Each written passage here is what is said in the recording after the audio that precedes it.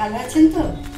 সবাইকে শুভেচ্ছা জানিয়ে আমি আবার রান্নাঘরে এসে আপনাদের একটা রেসিপি দেখাবো। আমি একটা কচু আপনাদের রেসিপি দেখাবো, সেটা হচ্ছে গাঠি কচু।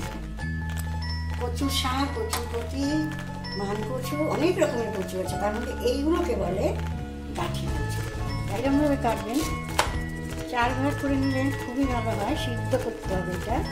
এগুলো আমি ছাড়িয়ে নিয়েছি, ছাড়িয়ে নিয়ে এবারে আমি সিদ্ধ বসাবো। আমার 10 থেকে 15 মিনিট লাগবে। এই রেসিপিতে কী কী উপকরণ লাগছে আমি সেগুলো আপনাদের। পেঁয়াজ দুটো, 7-8টা শুকনো লঙ্কা, রসুন একটা, 50 গ্রাম আদা, এগুলো আমি বাটবো। তাছাড়াও যা লাগছে আমার উপকরণ সেগুলো আমি বলছি। জিরের গুঁড়ো, এইটা হচ্ছে ধনের গুঁড়ো, চিনি, তেল, নুন, হলুদ, আর আমি ফোড়ন দেব তেজপাতা আর সাদা জিরে। এই গাঠি কচুর দম করতে আমি চিংড়ি মাছ নিয়েছি। এখানে আমার 200 চিংড়ি মাছ আছে। এই চিংড়ি মাছ দিয়ে আমি গাঠি কচু কষা করব। এগুলো সিদ্ধ হয়ে গেছে, 15-20 মিনিট ধরে আমি সিদ্ধ করলাম। এই তেলের ভিতরে 4টে তেজপাতা আর 1 চামচে সাদা জিরে ফোড়ন দিলাম। এবারে আমি এর ভেতরে সামান্য পরিমাণে চিনি দেব, যাতে আমার রংটা খুব সুন্দর আসে। এইবারে এই যে মশলাটা, যেটা আমি আগে আপনাদের দেখালাম, সেই মশলাটা আমি সবটাই এখানে দিয়ে দিচ্ছি।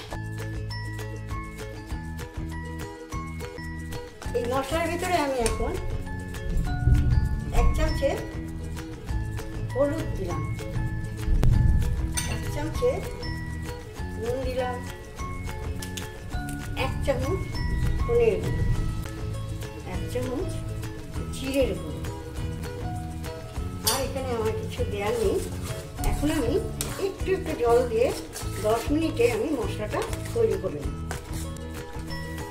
দেখুন আমার তেল ওপর দিয়ে ভেসে উঠেছে। আমি যে তেলটা দিয়েছিলাম সেই তেলটাই ওপর দিয়ে ভেসে। আমি চিংড়ি মাছ ভাজার জন্য তেল দিলাম। এই যে চিংড়ি মাছটা, আমি 1 চামচে হলুদ, 1 চামচে নুন, এটাকে মেখে আমি ভাজবো। আমার চিংড়ি মাছ ভাজা হয়ে গেছে, এখন আমি এই কড়াইয়ে আলুগুলো ভেজে নেব। এবারে যে মশলাটা করেছি ওই মশলাটা আমি এখানে মশলা আলু দিয়ে দিলাম। আলু আমি সিদ্ধ করে দিই, এই সঙ্গেই আমার আলু সিদ্ধ হয়ে যায়। এইবারে গাঠি কচুগুলো সব কড়াইয়ে দিয়ে দিচ্ছি। এই রান্নাগুলো অপূর্ব খেতে লাগে। চিংড়ি মাছগুলো এইটা আমি 3 মিনিট আবার কষাবো। জল দেব, এই 1 গ্লাস জল আমি এখানে 2 চামচে আমার টমেটোর সস আছে। আমি 2 চামচে টমেটোর সসটা অ্যাড করলাম, ঢাকা দিয়ে রাখবো।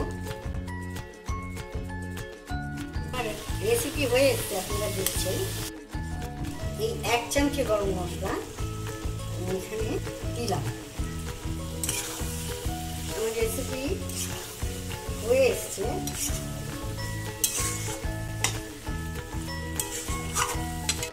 নমস্কার। তাহলে আপনারা সবাই এই গাঠি কচু করে খান, খুব ভালো লাগে।